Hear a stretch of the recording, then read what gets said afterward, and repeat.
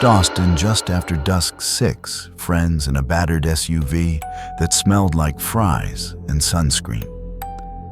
The heat still leaned on the car like a hand, and the sky over Texas was a bruise of violet dragging itself toward black. Their phones lost bars the moment they took the county road far from campus, deep in scrubby fields and crooked fences.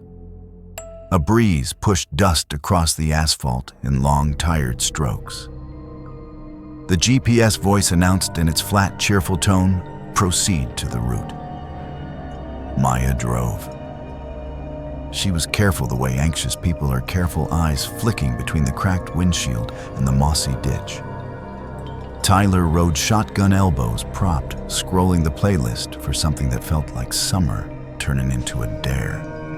In the back, Leela, Omar, Jess, and Ben lounged with a sprawl of people who have never considered the night might not want them. "Are we even close?" Jess asked, pressing her forehead to the window. Tyler lifted the phone that held the route. "The app says 20 more minutes." The GPS chimed softly.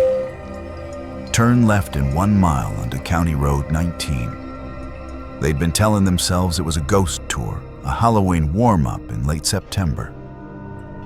Locals online swore there was a tiny town out here that vanished except for its cemetery, and that years ago, a truck driver missed a curve and died on this very road, pinned in the cab, while the engine burned and the radio kept talking to him like nothing had happened. Urban legend, Omar said, but his laugh didn't rise above the hush of the fields. The tires whispered over gravel as the pavement devolved into a washboard rattle. The radio hissed with static, then smoothed into thin country guitar like breath on glass. As dusk bled into night, the fence posts became teeth, the mesquite trees hunched closer, and the stars felt like watchful pins. Ben leaned forward between the front seats. "Signal's gone. Screenshot that map." "Already did," Tyler said, flicking brightness down. "Battery at 19. He managed to grin. "Don't worry, I brought a battery pack." From the rear, something clinked a water bottle, rolling a seatbelt buckle tapping plastic. The sound was small but crisp, like a coin falling in a church. They hit a curve that wasn't a curve so much as an idea of one. The roadside widened, then narrowed abruptly around a hump of earth and stone. Maya's hands tightened on the wheel. "What is that old culvert?" Ben guessed. The GPS voice said almost kindly, "In 500 feet, turn right." "There is no right," Maya muttered. "Just fence." "Maybe an unmarked road," Tyler said. Wind threaded itself through the cracked window and made a soft, low moan, a cattle gate harmony that pulsed once and faded. Then the fence ended, and what looked like a lane did indeed cut into the darkness, only it wasn't paved. It was 2 narrow treads of compacted earth, divided by grass tufted like poorly cut hair. At the mouth of the lane, a sign leaned at 45 degrees. Its letters had flaked off, but someone had repainted an arrow in white. Gravel pinged the undercarriage as Maya turned in. Somewhere out ahead, a metal chain squeaked against a post, then fell silent. "Guys," Lila whispered, "look." The lane didn't so much lead into woods as sink into them. The trees arched over clasping branches as if to hide the path. Their leaves were thick, waxy, and tired of sweating. Between the trunks, low shapes rose from the earth, rectangles, crosses, lopsided stones softened by lichen. The lane was not a lane. It was an aisle. The ditch was not a ditch. It was a row. They were driving straight into a cemetery that had crawled as close as it could to the road to remind travelers what roads are for. The GPS voice brightened. "You are on the fastest route. We should back out," Jess said. "Turn around, Maya." Maya slowed. Her hands trembled a little. "There's nowhere to turn. Ben, trying for levity, pointed to the nearest headstone, a short, fat slab like a shoulder. Plenty of parallel parking. No one laughed. A lone insect rasped from the grass, loud as a zipper ripping in an empty church. Another answered from deeper in a back and forth that clicked like teeth. The path narrowed. It pressed the SUV between two rises of earth, where the headstones had sunk down and tilted as if listening. The dash threw their faces in a pale submarine glow. Tyler tapped the screen, zooming. "We're here," he said, but he meant something else, like we are inside a story and don't know the ending. The GPS voice softened so gently, it sounded like a lullaby. "Turn right," right where Maya said. Sweat slicked her palms. She turned anyway, an inch a breath, the wheel resisting. The front tires climbed a lip of dirt. The car rocked. Maya, Lila warned. "Just a little more," Maya whispered. From under the hood came a dull creak, metal settling, a sound like a heavy drawer pushed too far. The crunch of turf giving way registered through their seats, an intimate fibrous tearing. They didn't see the grave until the tire pushed the sod free of its edges and the collapsed rectangle yawned like a mouth. The front end lurched. Maya braked too late, and the SUV's weight tipped forward, nosed into the depression with an ugly grace. Everyone shouted at once, overlapping ragged the air, shaking with syllables that didn't form words. The hood kissed earth and stopped. The angle shoved them forward in their belts. Ben's shoulders slammed the seat in front of him. "It's okay," Tyler said, panting. "It's okay. Put it in reverse. We'll rock it out." Maya tried. The tires spun. Under them, dirt grated like coffee grounds in a tin can. The engine whined. The fan belt squealed a thin, needly note. A smell rose, old earth-wet fabric, something like pennies warmed in a palm. Lila gagged. "We should get out," Jess said, reaching for the handle. "Wait," Omar said, pointing to the right. "Is that?" A stone cross leaned there, its base cracked down the middle. The ground around the grave was not firm. It was loosely piled, recently disturbed. No grass here, just churned soil clinging to their tires like a hand that wouldn't let go. Somewhere deep in the car's frame, a hollow knock echoed the suspension, complaining or something tapping from below. It came once, then again, a slow, patient rhythm. Knock, knock, knock. Maya's breath hitched. "Do you hear?" The GPS interrupted with a bright chirp, recalculating. Ben shoved his door. The angle fought him, but it opened. "I'll check the front," he said, voice too loud. "Careful," Jess snapped. He slid out shoes, digging into the slough of soil. The headlights flattened everything into stage scenery, the cross, the mound, the shaggy edges of other graves. He crouched in front of the bumper. "Maya, cut the engine," he called. "We're digging deeper." The engine shuddered into silence. In its wake, the night rushed inward, a quilt of distant crickets and a nearer breathy hush, like someone standing too close. From the dark to the left came a tiny clatter, pebbles rolling down a slope and coming to rest one by one. Click, click, click. Ben put his hands on the hood to steady himself and yanked his fingers back. Jesus, it's warm. It overheated from the effort Tyler offered too fast. "It'll cool." Ben leaned farther. The grave's mouth wasn't just a hole. It was deeper than it had any right to be, the sides strangely straight, the bottom swallowed in shadow that looked wet.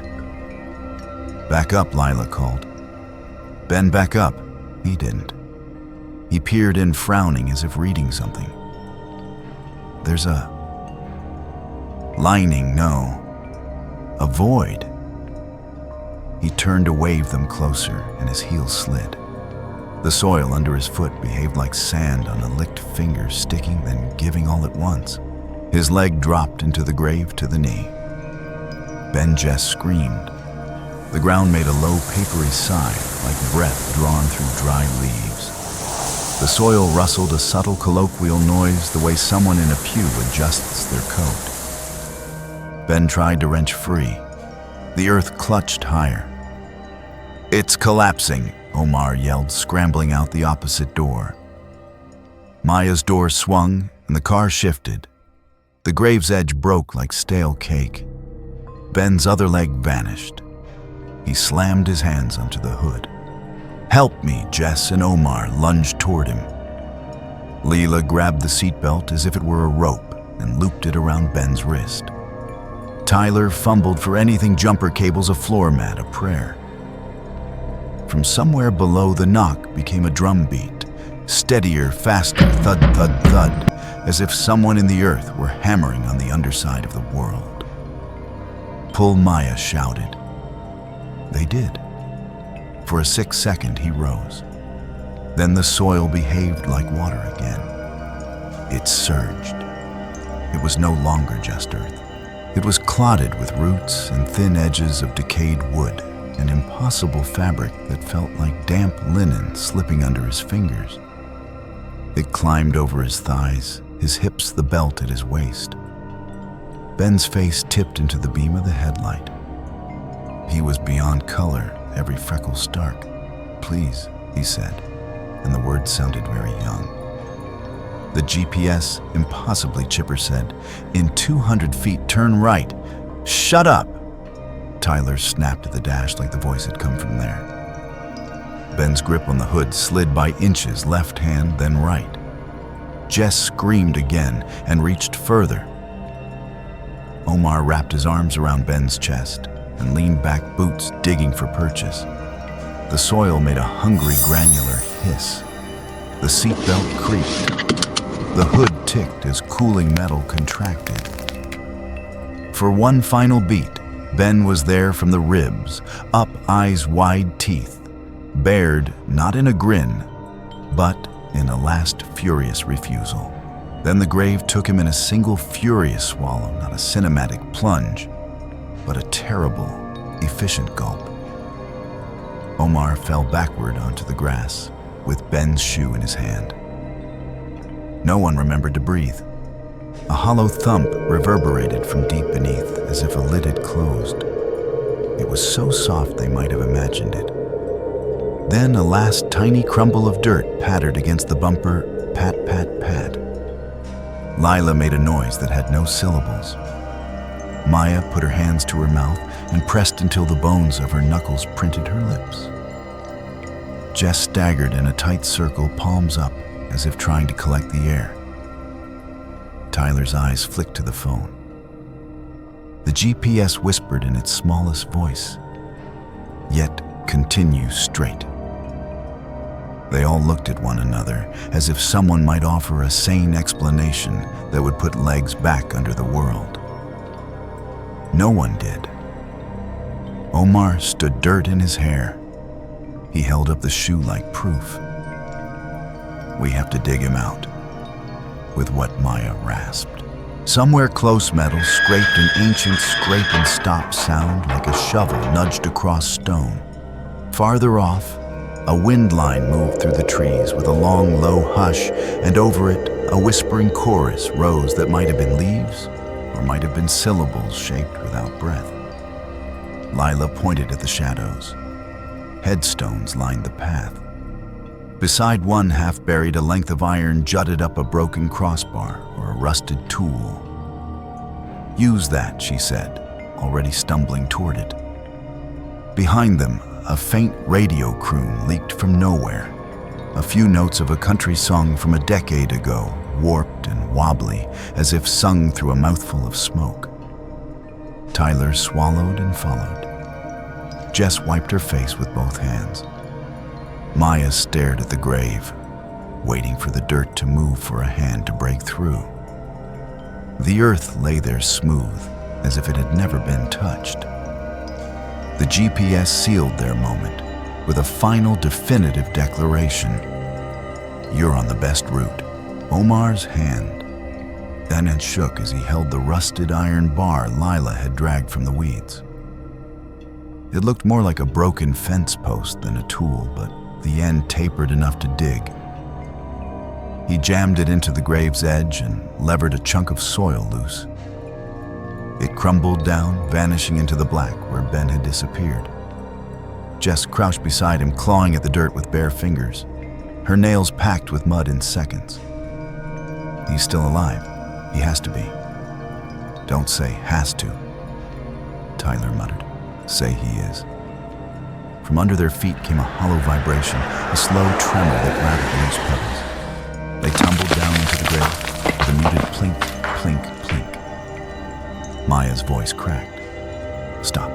Listen. They froze.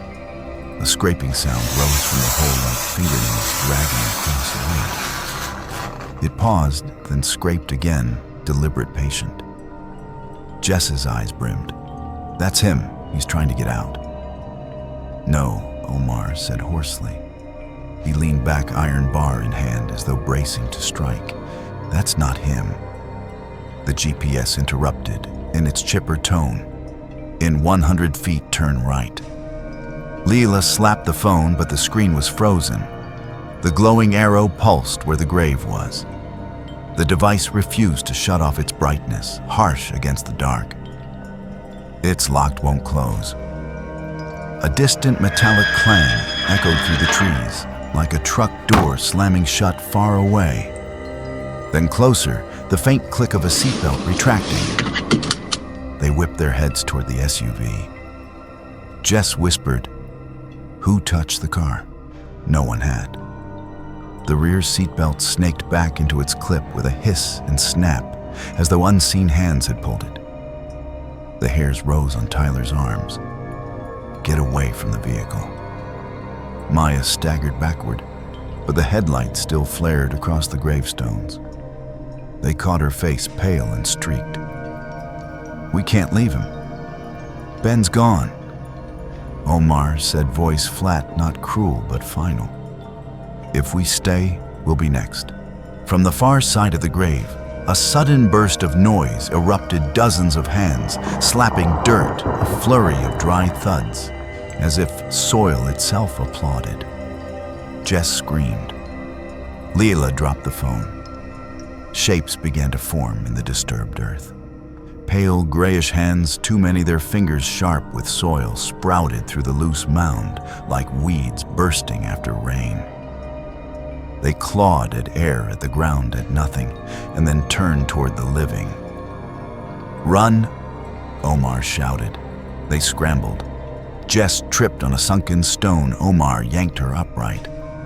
The hands surged higher, elbows, shoulders, torsos still buried but writhing upward. Their skin stretched, thin lips, blackened sockets hollow. They reached with frantic hunger. The soil made a chorus of squelches and cracks, wet and dry at once, as the things dragged themselves up. One lunged fully free and grabbed Jess's ankle. Its grip was freezing, clammy, stronger than bone should allow. She shrieked, kicking. Omar swung the iron bar. It smashed into the creature's wrist with a crack that sounded like breaking kindling. The hand loosened. Jess stumbled free, sobbing. Keep moving, Maya screamed. They sprinted toward the SUV. Tyler yanked the door and shoved Lila inside. He scrambled after her. Maya dove behind the wheel again, hands slick on the steering wheel. Omar and Jess piled in. Omar slammed the door shut just as another arm slapped the window. The glass rang with a dull thump, followed by fingernails scratching down it in a screech that curdled every nerve. Maya twisted the key. The engine coughed, hesitated. Something thumped hard beneath the chassis, a fist hammering up from the grave still clinging to their undercarriage. The engine roared awake. Maya jammed it into reverse tires, spinning in the damp earth. The SUV lurched, rocking free of the mound with a sickening tilt. The headlights swung wildly, illuminating the crawling dead that dragged themselves closer, their jaws working as though they could already taste flesh. The GPS sang calm and pleasant, continue straight for 1 mile. Maya slammed the gas. The SUV shot backward down the path, bouncing over uneven ground headlights, jittering over stones and crosses. Jess sobbed openly in the back seat. Lila pressed her fists to her mouth to smother the scream that wanted out. Tyler twisted around, watching the pale hands vanish into distance. They thought they were free until the seatbelt around Jess's shoulders suddenly jerked tight on its own. It yanked her chest back into the seat, snapping her body against the restraint. She shrieked, "It's choking me." The ratcheting sound of the seatbelt locking clicked louder and louder, mechanical yet vicious. Click, click, click, click. Tyler clawed at the belt. Hold still, he pulled, but it only tightened. Jess's eyes bulged. Her face flushed crimson. Her hands clawed at the strap biting into her throat. "Cut it!" Omar bellowed, with what Tyler cried. The belt creaked like rope under strain, tightening notch by notch. Jess made a rasping, gagging sound, crack, as she tried to scream. Maya swerved, nearly colliding with a leaning angel statue. "Don't stop," Lila begged. "Keep driving." Tyler dug into the glove box, fumbling through paper, a flashlight, a half-empty bottle of sunscreen. Nothing sharp. He ripped at the belt with his teeth. Jess convulsed, nails raking her own arms, as if to peel herself free. Her strangled gasps filled the car, mixed with the grinding squeal of the belt ratchet locking tighter, the plastic groaning under pressure. Omar wrenched the iron bar upward, shoving it between Jess's chest and the belt. He leveraged veins standing out on his arms. Push back, then the strap resisted like steel, cutting into her skin. A sudden high-pitched beep erupted from the dash, ding, ding, ding, the warning chime for an unbuckled seatbelt, absurdly cheerful. Then, as if mocking them, the belt snapped loose. Jess collapsed forward, gasping, hacking, clutching her throat. Red grooves marked her neck. They all sat frozen, panting, the SUV idling in the middle of the cemetery path. Outside, the graves loomed closer. Headstones seemed to have moved, crowding the lane, pressing in. The GPS whispered gently, "You've almost arrived." The SUV thundered over cracked earth, the headlights jittering across the endless gravestones that seemed to stretch forever. Inside the cabin, silence sat heavy, broken, only by Jess's ragged sobs and the quick, panicked breaths of everyone else. Tyler's blood still stained the passenger window in smeared ribbons glowing black in the dashboard light. The engine roared louder than before, grinding with a metallic groan, as though forced to climb a hill that wasn't there. Maya's hands shook on the wheel. "We have to stop, he's dead, we can't just..." "No," Omar barked. His voice cracked, desperation seeping in. "If we stop, it takes us. Didn't you see it? It wants us one by one." Leela clung to Jess, rocking her, gently whispering nonsense words that didn't calm anyone. Jess's body trembled, her throat raw and scarred from the belt's near strangling. From the back of the SUV came a faint ticking sound, like a cooling stovetop tick. Tick, tick. Maya glanced at the dashboard. No warning lights. The gas needle trembled but wasn't empty. Yet the smell in the air shifted sharp, acrid, unmistakable. Gasoline. Omar sniffed sharply. "Do you smell that?" Jess whimpered. "It's in my hair, it's everywhere." "No," Maya said. "It's not you, it's the car." The ticking grew louder, overlapping with a faint hiss, like liquid leaking through unseen cracks. "Stop the car," Lila pleaded. "Please," before the GPS chimed, cheerful and mechanical, "you have arrived." Everyone froze. The headlights illuminated nothing but more crooked stones, but the voice was absolute, final. Then, without warning, The dashboard lights flared, every warning signal flashing at once, oil brakes, engine, seatbelt, all glowing like fever.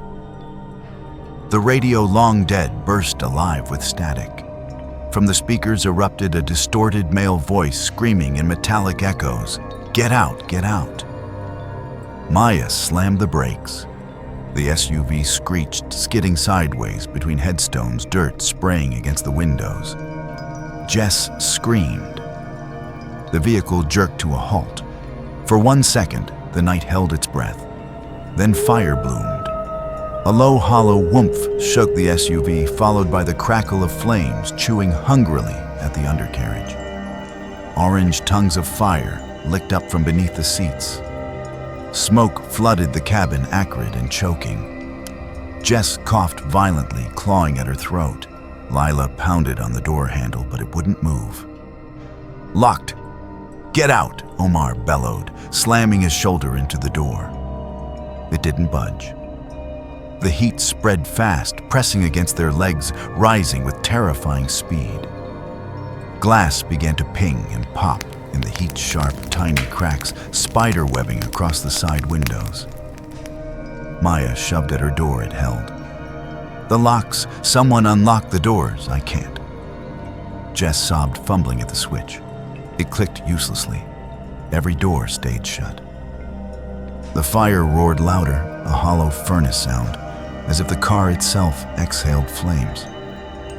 Suddenly, the passenger side mirror flashed. Tyler's blood-smeared reflection stared back, grinning wide, though his body still slumped dead inside. His reflection's eyes glowed with fire. "It's him," Lila whispered. "It won't let us go." The heat seared now blistering skin. Jess's hair caught first a spark at her ends that blossomed into cruel orange strands.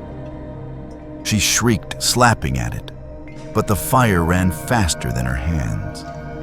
Her scream tore through the cabin, raw and piercing, overlapping with the rising crackle of fire. "Scream, Jess!" Layla shrieked, beating at her hair with frantic hands. Omar yanked his jacket off, slamming it over Jess's head, trying to smother the flames. The SUV filled with the deafening roar of fire windows bowing under the heat metal, groaning like it wanted to melt. Jess thrashed her body, writhing as the fire spread down her arms across her chest. Her skin glistened in orange light, and the smell of burning fabric and flesh overwhelming. Her screams fractured into gasping sobs, then gurgles, then nothing but the crackle of fire. One window shattered with a violent crash, glass raining inward, hissing as it touched flame. Smoke rolled thick, choking them, blinding. Omar dragged Lila back, shielding her. Maya coughed, tears streaking her cheeks. "We can't stay, we'll all." The GPS voice cut through the chaos, calm, unbothered. "You've reached your final destination." The flames pulsed in time with the words, as if obeying. Jess's form slumped in the seat, charred and blackened, her face frozen in an open-mouthed scream she never finished. The fire didn't touch the others as though it had chosen her alone. Then just as suddenly, it died. The roar faded into crackling whispers and silence. Smoke drifted in pale ribbons, and the air hissing like cooling metal. The SUV sat dark, quiet, intact, except Jess's seat, which smoldered, glowing faint red. Her body was ash and bone fragments, melted belt straps binding her remains. Maya sobbed, both hands gripping the wheel. Lila rocked silently, blank eyes staring forward. Omar's knuckles whitened around the iron bar. No one spoke. Somewhere outside, faint footsteps crunched over gravel, steady, deliberate crunch. Crunch, crunch. But when they turned toward the sound, nothing was there. Only graves, endless waiting. The night outside the SUV felt alive. Shadows swaying where there was no wind, gravestones leaning closer as if listening. Smoke still curled lazily from the back seat where Jess had burned a faint ember glow, marking her absence. The remaining three, Maya, Lila, and Omar, sat in silence, each face carved with terror. The engine idled with a harsh rattle knocking unevenly like a dying heart. Omar gripped the iron bar, tight, knuckles pale. "We can't stay in this car. It's a coffin." Maya shook her head, eyes glassy. "If we get out, it's worse.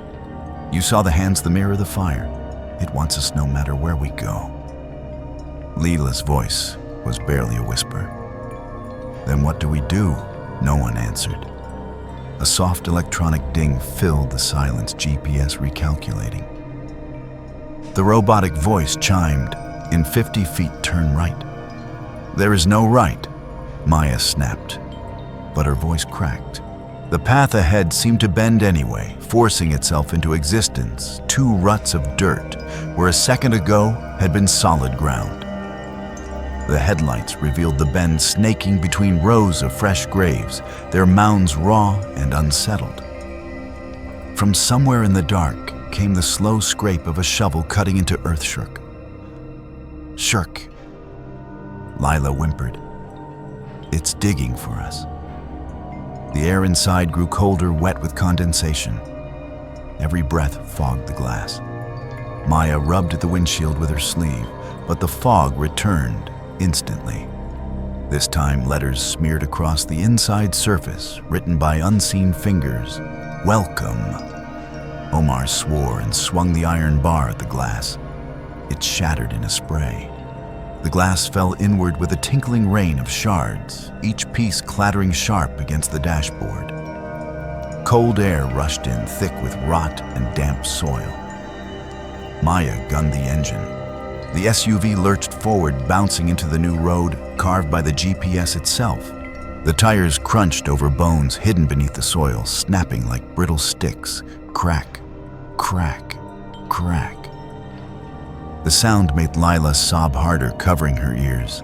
"Stop, please stop," but Maya couldn't. Her body moved without command, her hands welded to the steering wheel. "I can't control it. It's driving itself." Omar leaned forward, eyes wide.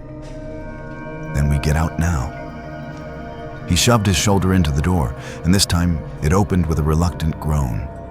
He leapt into the dark, iron bar raised. "Maya, Lila, move." They scrambled after him, stumbling onto the graveyard path. The SUV rolled on slowly, headlights dimming like a beast no longer hungry for them. Behind them, the GPS droned steadily from inside the empty car, arriving at destination in 20 feet, 15 feet. Gravestones surrounded them in crooked circles. Each one bore no name, only dates, everyone ending on the same night. Tonight. Lila clung to Maya, trembling. It already wrote our graves. Omar swung the bar at the nearest stone. It cracked in half. Dust bled upward from the break, forming a vague figure tall and broad-shouldered, with a cap tilted low. The truck driver. The legend they had laughed about. A deep, metallic rumble shook the ground, like an engine idling beneath the soil. The figure lifted its head. His eyes were hollow sockets glowing faint orange, like headlights in fog. His jaw stretched open unnaturally wide.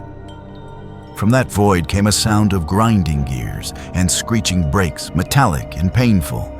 Scree! Each, Maya and Lila, clutched each other, screaming. Omar roared back, charging with the bar. He swung. The figure caught it mid-air. The metal groaned, bending, snapping in two. The snap rang sharp, echoing like a gunshot across the cemetery. The driver's hollow mouth opened wider. Invisible force slammed Omar backward into a headstone. His spine cracked against it with a sickening thud. He crumpled to the ground, unmoving. Maya shrieked. Omar. The wind surged, then howling through the graves, carrying with it the faint chorus of truck horns blaring in the distance. Honk, honk, as if a convoy approached from beyond the veil. Leela collapsed, sobbing. We're next, we're next. Maya pulled her up. Run, just run. They staggered between Graves' shoes, slipping in soft soil. The night pressed closer, the air thick as mud. Behind them, the driver followed slowly, footsteps heavy. Every step sounded like a truck tire crushing gravel crunch. Crunch, crunch. They burst into a clearing. At its center sat something impossible, a glowing GPS screen hovering in the air, pulsing green-blue like a beacon. The same device that had led them here now floating over an open grave. Its electronic voice announced calm and final, "You've arrived." The ground beneath them caved instantly. Leela screamed as skeletal hands shot upward, clawing at her legs, her waist. She thrashed nails, tearing bloody furrows down Maya's arm. "Don't let go, I won't." Maya sobbed, pulling. But the hands were endless gray arms, wrapping, dragging. Leela was yanked down into the pit with a choking cry. Her scream cut off into the muffled thud of earth collapsing over her thump, thump, thump. Maya fell to her knees at the grave's edge, reaching into darkness. Nothing remained, only soil, only silence. She turned alone. The truck driver stood over her shadow, blotting the stars, his hollow gaze fixed on her headlights burning. She crawled backward, shaking her head. Please, please, I didn't mean to." He lifted one skeletal hand, pointed at the floating GPS. The device flared bright. The voice spoke one last time. "You've arrived at your final destination." The screen went black. Maya's body vanished. No scream, no struggle, just gone as if erased. The clearing lay empty. The SUV was gone. The grave silent. Only the faint smell of gasoline lingered. The cemetery settled back into silence. A single sound remained, the GPS rebooting with a cheerful chime ding as it searched for its next route. If you enjoyed this terrifying story and want more horror tales like this, don't forget to like this video if it chilled you. Subscribe to the channel for more spine-tingling ghost stories. Comment below. Would you dare follow your GPS if it led you into the dark?